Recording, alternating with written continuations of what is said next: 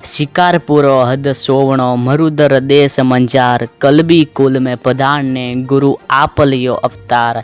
आग लगी आकाश में झुर झुर पड़े अंगार, गुरु नहीं होता जगत में जल जातो संसार।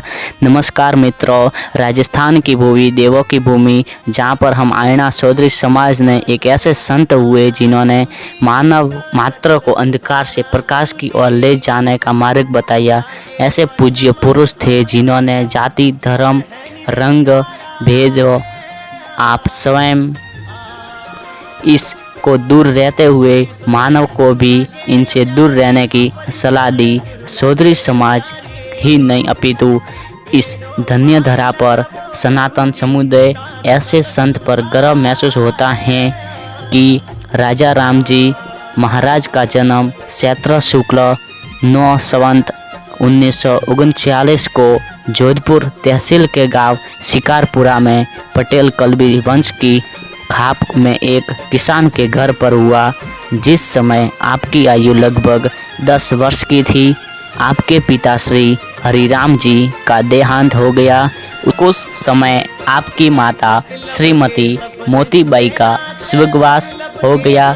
माता पिता के मृत्युपरांत आपके बड़े भाई श्री रघुनाथ राम जी सन्यासियों के जमात में चले गए और आप कुछ समय तक अपने चाचा श्री थाना राम जी का कुछ समय अपने मामा श्री माधा राम जी भूरिया गांव डांडिया के पास रहने लगे।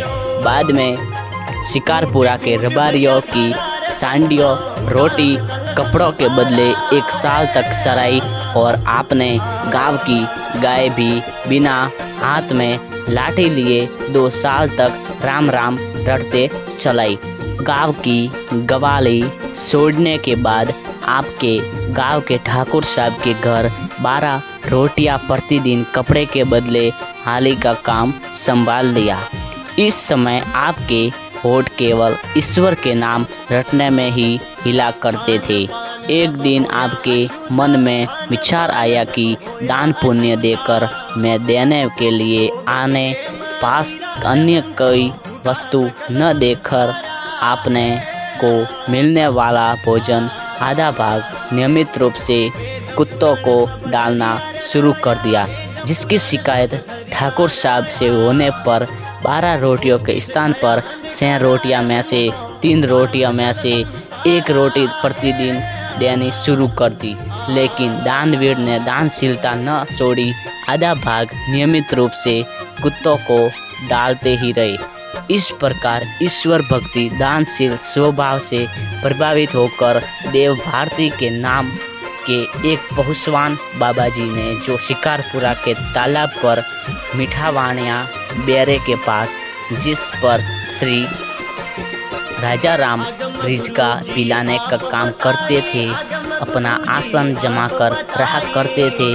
एक दिन श्री राजा राम जी को अपना सच्चा सेवक समझकर अपने पास बुलाया और अपनी रिद्धि सिद्धि श्री राजा राम जी को देकर बाबा जी ने जीवित समाधि ले ली। उसी दिन उधर ठाकुर साहब ने विचार किया, राजिया को वास्तव में 1 रोटी प्रतिदिन कम ही है, किंतु वास्तव में किसी भी व्यक्ति को जीवित रहने के लिए काफ़ी नहीं है। अंत ठाकुर ने आपके भोजन की मात्रा फिर से निश्चित करने के उद्देश्य से उन्हें अपने घर भोजन करने का न्योता दिया।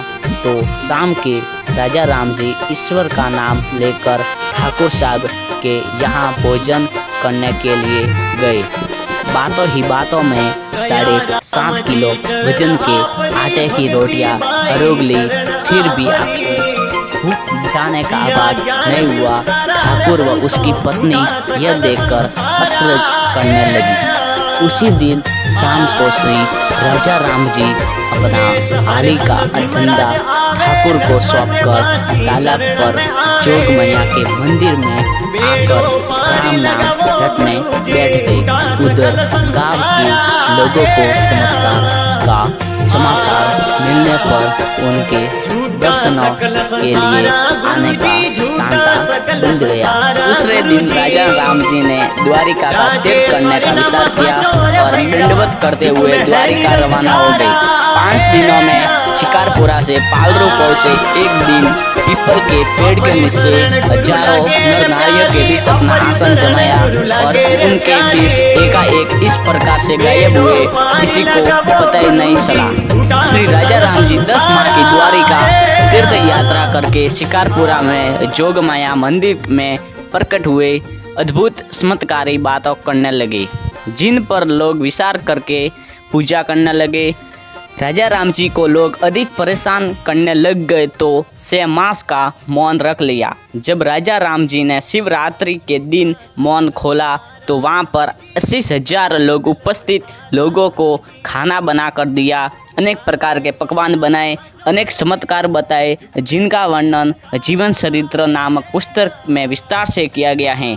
महादेव जी के उपासक होने के कारण तालाब पर महादेव जी का मंदिर बनवाया, 250 क्विंटल घी खर्च किया, नाना प्रकार के खाना बनवाए। तो दोस्तों, अगर आपको यह वीडियो अच्छा लगे तो इस वीडियो को लाइक करिए, चैनल को सब्सक्राइब करिए और इस वीडियो को लाइक करिए। मिलते हैं फिर अगले वीडियो में, तब तक के लिए धन्यवाद।